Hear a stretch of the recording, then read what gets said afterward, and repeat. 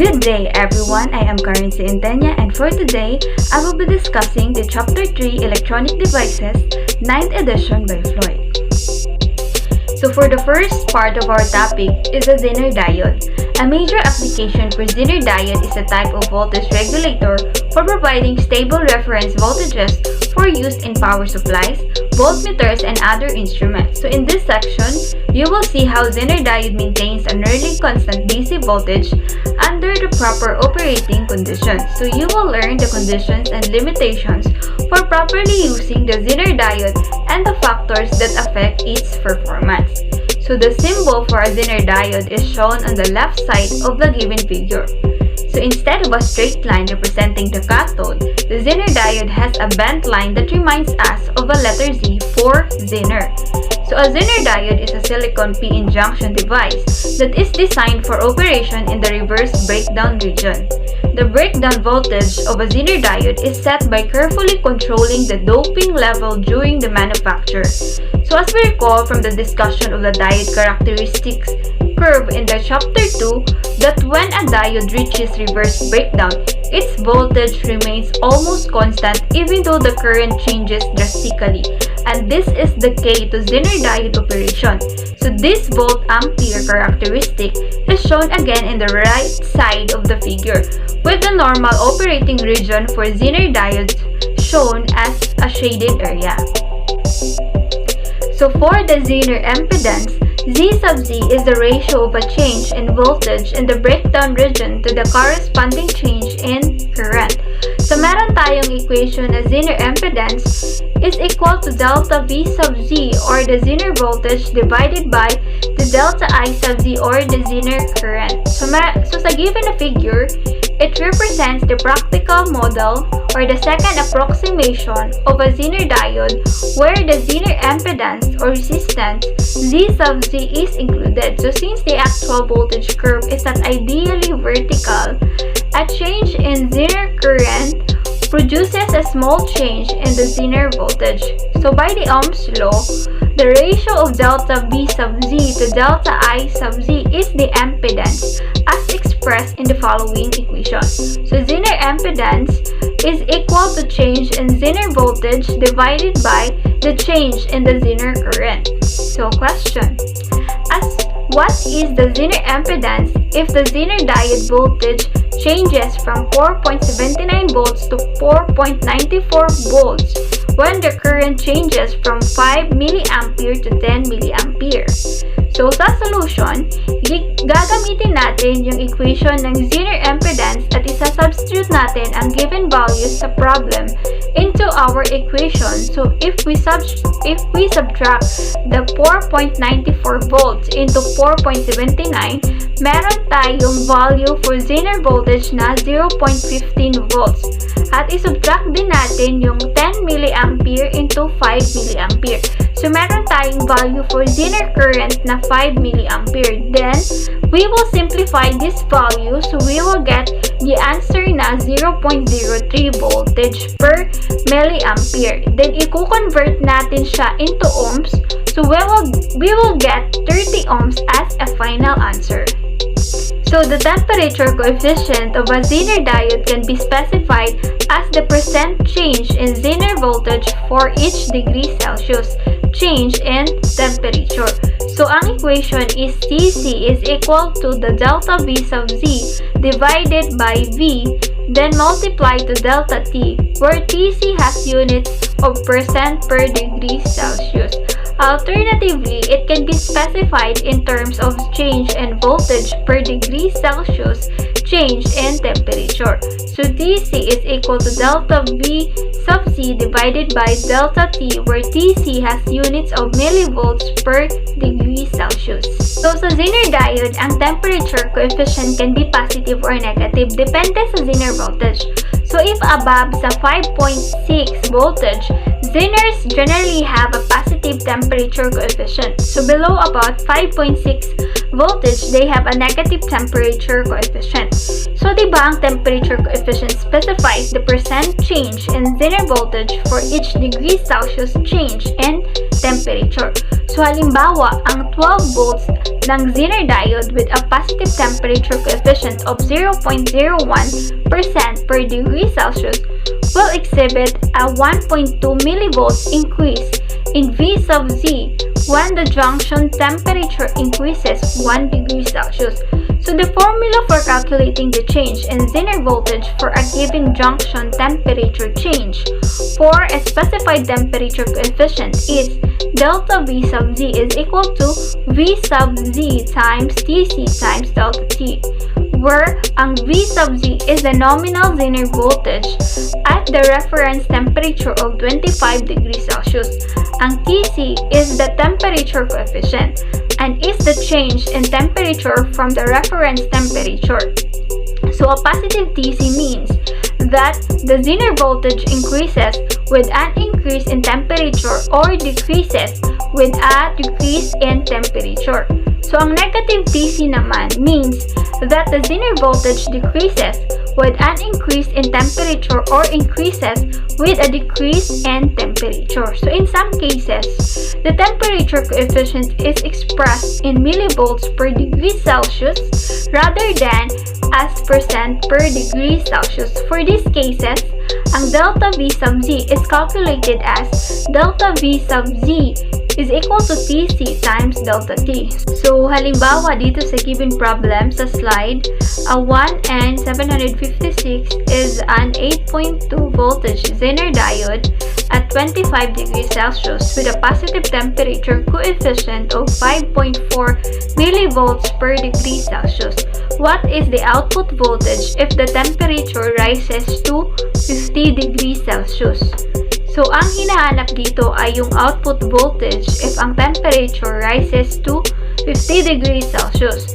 So, meron tayong formula na delta V sub Z is equal to Tc times delta T is equal to 5.4 millivolts times 50 degrees Celsius minus 25 degrees Celsius. So, meron tayong value na 25 degrees Celsius. Then, as we simplify, we will get 189 millivolts. Tapos, i-add natin yung given na value ng Zener diode, which is 8.2 volts into 189 millivolts. So, para ma-add natin sila, we will convert 189 millivolts into volts.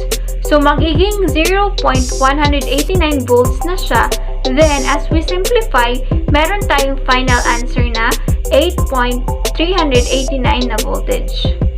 So, sa low current application, a Zener diode can be used as a basic regulator. So, for example, a 1N756 or 8.2 voltage at 25 degrees Celsius is used as an 8.2 voltage regulator in the circuit shown. So, what is the smallest load resistor that can be used before losing regulation? So, assume an ideal Zener diode model. So, sa solution, meron tayong equation for the no-load Zener current na I sub NL is equal to V sub IN minus V sub Z divided by R is equal to 18 volts minus 8.2 volts divided by 1 kilo ohms is equal to 9.8 milliampere. So, this is the maximum load current in the regulation. So, therefore, R sub L is equal to 8.2 volts divided by 9.8 milliampere is equal to 0.837 volts per milliampere. So, ang 0.837 na volts per milliampere, if i-convert natin into ohms, meron tayong 837 na ohms. So, ito yung sagot natin sa given na problem. So, sa Zener diode application, Zeners are used in 3-terminal regulators to establish a reference voltage. So, these circuits are capable of much larger load currents than basic Zener regulators. Zeners can also be used as limiters. The back-to-back Zeners in this circuit limit the output to the breakdown voltage plus 1 diode drop. So, question: What are the maximum positive and negative voltages if the Zener breakdown voltage is 5.6 voltage? So, it is positive negative 6.3 voltage. So, a varactor diode is a special purpose diode operated in reverse bias to form a voltage-controlled capacitor. So, the width of the depletion region increases with reverse bias. So, question, if the depletion widens, does the capacitance increase or decrease? So, recall that the capacitance is determined by the parameters of plate area, the electric constant, and the plate separation as expressed in the given hint formula. So notice that as the effective plate separation widens, the capacitance will decrease. As the reverse bias naman voltage increases, the depletion region widens, effectively increasing the plate separation, thus decreasing the capacitance. So when the reverse bias voltage decreases, the depletion region narrows, thus increasing the capacitance. So, in a varactor diode, these capacitance parameters are controlled by the method of doping near the p-in junction and the size and the geometry of the diode's construction. So, the capacitance tolerance range are the range of values of capacitance for a given varactor. So, the datasheet will show the minimum, nominal, and the maximum values, which are often plotted on a graph. So, for example, you can use this graph to read the capacitance as a function of reverse voltage for various diodes. So, the capacitance ratio is the ratio of the diode's capacitance at the minimum reverse voltage to the diode's capacitance at the maximum reverse voltage. So, the data sheets also include parameters such as maximum ratings for current, power, and temperature. So, the varactor diodes are used in tuning applications. The applied voltage controls the capacitance and hence the resonant frequency. By varying the R sub 2, the reverse bias on D is changed. This changes the capacitance and hence the resonant frequency as illustrated sa figure. So the varactor acts as a variable capacitor, thus allowing the resonant frequency to be adjusted by a variable voltage level. So the varactor diode provides the total variable capacitance in the parallel resonant band pass filter. So the varactor diode and the inductor form a parallel resonant circuit from the output to AC ground. So, ang capacitor C1 and C2 have no effect on the filter's frequency response because their reactances are negligible at the resonant frequencies. C1 prevents a DC path from the potentiometer wiper back to the AC source through the inductor and R1. So C2 prevents a DC path from the wiper of the potentiometer to a load on the output. So the potentiometer R2 forms a variable DC voltage for biasing the varactor. The reverse bias voltage across the varactor can be varied with the potentiometer. So sa optical diodes, diodes can be made to emit light or sense light. Light-emitting diodes vary widely in size and brightness, from small indicating lights and displays to high-intensity leads that are used in traffic signals, outdoor signs, and general illumination. So leads are very efficient light emitters and extremely reliable, so even wider use of leads can be expected in the future. Even automobile headlamps may use leads in the future. So ang LEDs emit a specific range of wavelengths which depend on the construction and dye material used. So the wavelength is given on the specification sheet. So LEDs are available for visible light and infrared. So ang LED emits light over a specified range of wavelength as indicated by the spectral output curves that is shown sa given figure. So the curves represent the light output versus wavelength for typical visible LEDs. So the wavelength is expressed in nanometers or nm. So the normalized output of the visible red LED peaks at 660 nanometers, the yellow at 590 nanometers, green at 540 nanometers, and blue at 460 nanometers. So question, what is the peak wavelength of a green LED? So it is 540 nanometers. So another characteristic shown in specification sheets is the radiation pattern for the LED. So this plot is an example of a typical pattern in which light is concentrated in one direction. So a wider viewing angle will show a wider pattern such as the TLDR 5400. So the forward voltage drop can vary from about 1.5 voltage to over 3 voltage depending on the type of diode, its color, and the amount of forward current. So you need to take into account the specified maximum current allowed and the diode's forward drop when choosing a limiting resistor. So for example, a certain bright red LED drops 2.2 voltage at a maximum current of 20 mA. What series resistor is required to limit the current to 20 mA from a 5 volts source? So gagamitin natin ang equation na R is equal to source voltage minus LED voltage divided by the current. So we will substitute the given values to our equation. So meron tayong 5 volts minus 2.2 volts divided by 20 milliampere is equal to 0.18 voltage per milliampere. Then, i-convert natin into the unit of ohms. So we will get the final answer of 180 ohms. So other specifications such as maximum power dissipation are given on the manufacturer's specification sheet. To determine the power dissipated by the LED, multiply the forward voltage by the forward current. So for example, a certain bright red LED drops 2.2 voltage at 20 milliampere. What power is dissipated by the LED? So solution, the power is equal to the current times voltage. So i-substitute lang natin ang given values to our equation. So meron tayong current na 20 milliampere multiplied by 2.2 voltage is equal to 44 milliwatts. So a photodiode is a specialized sensitive diode with a clear window to the p-in junction. So it is operated with reverse bias. Reverse current increases with greater incident light.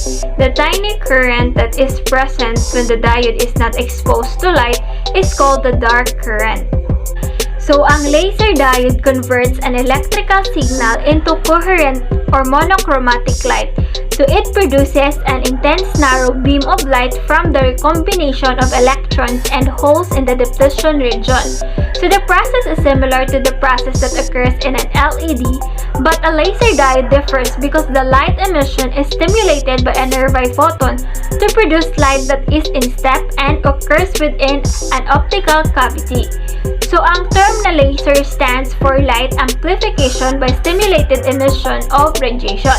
So laser light is monochromatic, which means that it consists of a single color and not a mixture of colors. So laser light is also called coherent light, a single wavelength as compared to incoherent light, which consists of a wide band of wavelengths.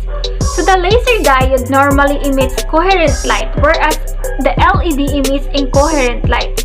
So sa given a figure, laser diodes have a threshold level of current above the laser action occurs and below which the diode behaves essentially as an LED, emitting incoherent light. So the laser diodes are the most common form of lasers made. So they are used in applications such as barcode readers, fiber optic transmitters, CD readers, laser pointers, and instruments such as range finders. So laser diodes and photodiodes are used in the pickup system of compact disc players. Audio information is digitally recorded in stereo on the surface of a compact disc in the form of microscopic pits and flats. So a lens arrangement focuses the laser beam from the diode onto the CD surface. As the CD rotates, the lens and beam follow the track under control of a servo motor. So the laser light, which is altered by a pits and flats along the recorded track, is reflected back from the track through a lens and optical system to infrared photodiodes. So the signal from a photodiode is then used to reproduce the digitally recorded sound. So laser diodes are also used in laser printers and fiber optic systems. So a Schottky diode is a metal to semiconductor contact diode that is used primarily in high frequency and fast switching applications.